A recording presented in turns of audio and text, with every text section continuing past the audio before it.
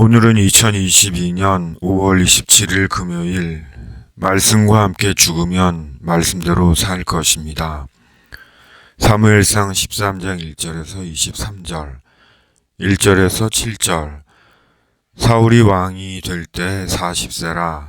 그가 이스라엘을 다스린 지 2년에 이스라엘 사람 3,000명을 택하여 그 중에서 2,000명은 자기와 함께 믹마스와 베델산에 있게 하고 1,000명은 요나단과 함께 베냐민 기브아에 있게 하고 남은 백성은 각기 장막으로 보내니라.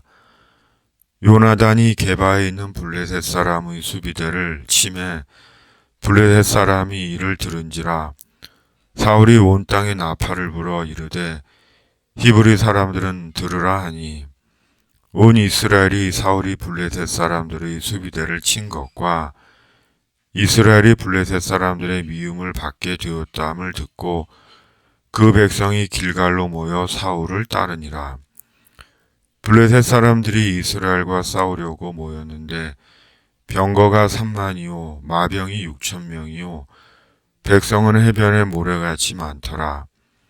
그들이 올라와 베다웬 동쪽 믹마스에 진침해 이스라엘 사람들이 위급함을 보고 절박하여 굴과 수풀과 바위 틈과 은밀한 곳과 웅덩이에 숨으며 어떤 히브리 사람들은 요단을 건너 각과 길르앗 땅으로 가되 사울은 아직 길갈에 있고 그를 따른 모든 백성은 떨더라.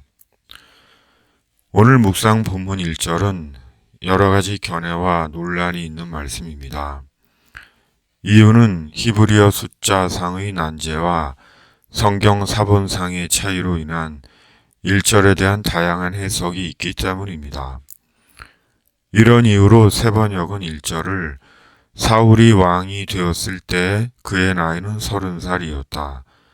그가 이스라엘을 다스린 것은 42해였다로 번역하고 공동번역은 구약성경 헬라어 역본인 70인역을 따라 아예 1절을 빼버리고 있습니다. 그러나 개역개정은 사울이 이스라엘의 왕이 된 지 2년에 이스라엘의 숙적 블레셋과의 큰 전쟁이 일어났음을 말씀합니다. 사울이 이스라엘의 왕이 된 지 그리 오래지 않아서 다시 블레셋과의 전쟁이 일어난 것입니다. 그것도 이스라엘이 결코 이길 수 없는 강력한 블레셋의 군사력 상황에서 다시 전쟁이 발발한 것입니다. 곧 블레셋의 병거가 3만, 마병이 6,000명, 군사들은 해변의 모래 같았던, 이를 오늘날의 표현으로 하면 장갑차가 3만 대, 특수부대가 6,000명, 보병이 수를 셀 수 없었던 것입니다. 한마디로 이스라엘과 블레셋은 이미 싸움이 안 되는 전력이었던 것입니다. 그로 인해 이스라엘은 두려움에 떨었고 심지어 어떤 이들은 요단을 건너 각과 길르앗 땅으로 도망치기도 한 것입니다. 이스라엘은 이미 내부적으로 분열되고 무너지고 있었던 것입니다. 살면서 개인적으로, 공동체적으로, 국가적으로 본문의 블레셋과 같은 거대한 세력을 만나게 될 수가 있습니다. 자신의 힘으로는 도저히 뛰어넘을 수 없는 높고 견고한 벽과 같은 현실입니다.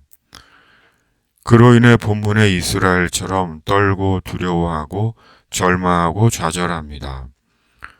심지어 도망칠 곳도 없는데 상황으로 인해 나름의 도피처로 피신을 합니다. 외면인 피안의 세계로 들어가는 것입니다. 그럼에도 현실은 여전히 그대로 있고 문제는 해결되지 않습니다. 결국은 스스로 실패자가 되고 패배자가 되고 초라해집니다. 그러나 분명한 것은 그것이 하나님께서 주의 성도들에게 원하시는 바가 아니라는 것입니다. 어떤 상황에서도 당당하게 하나님의 이스라엘로 살아가는 것이 하나님의 뜻인 것입니다. 거대한 블레셋 군대 앞에 사울은 두려웠습니다. 그리고 사울의 남은 대안은 하나님을 의지하는 것밖에 없었습니다. 그러기에 사울은 사무엘을 간절히 기다렸습니다.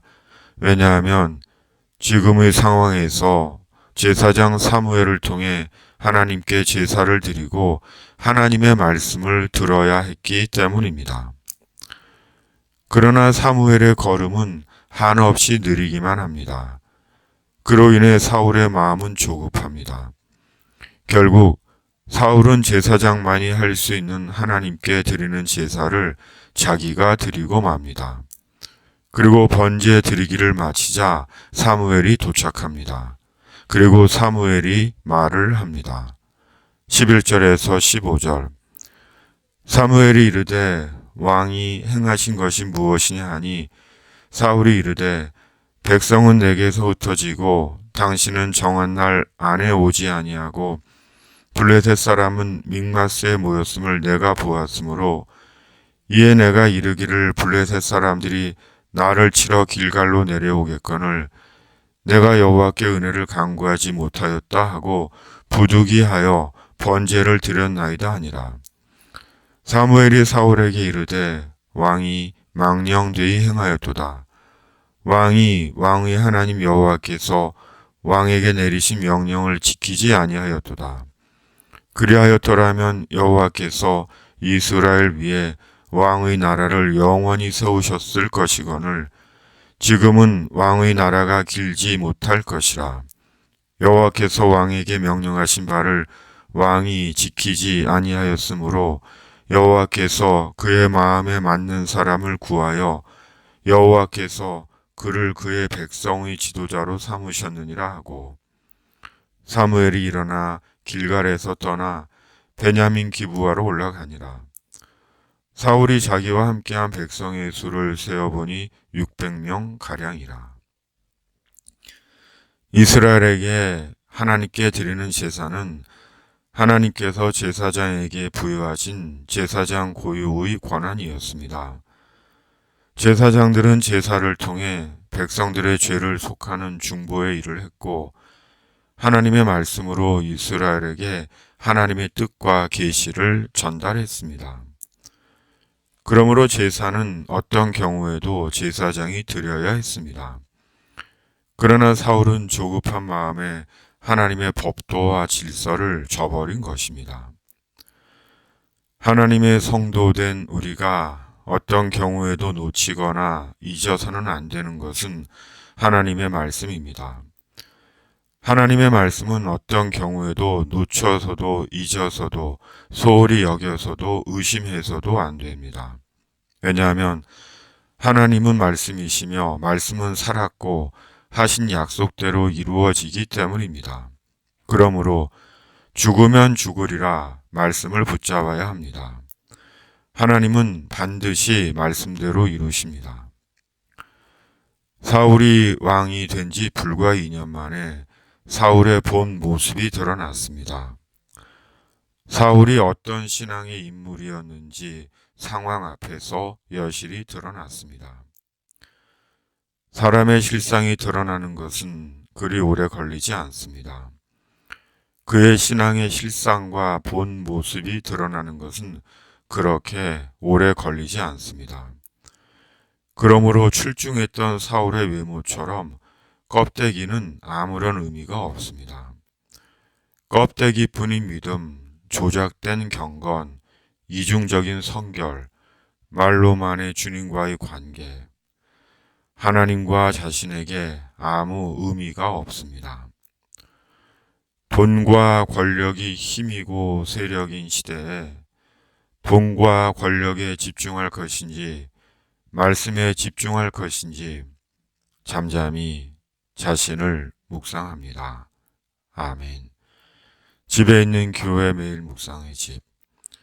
집에 있는 교회 매일 묵상의 집은 말씀과 성령으로 세상 속에서 하나님의 사람들을 불러내고 천국에 이르도록 영혼을 위해 중보기도 합니다. 감사합니다.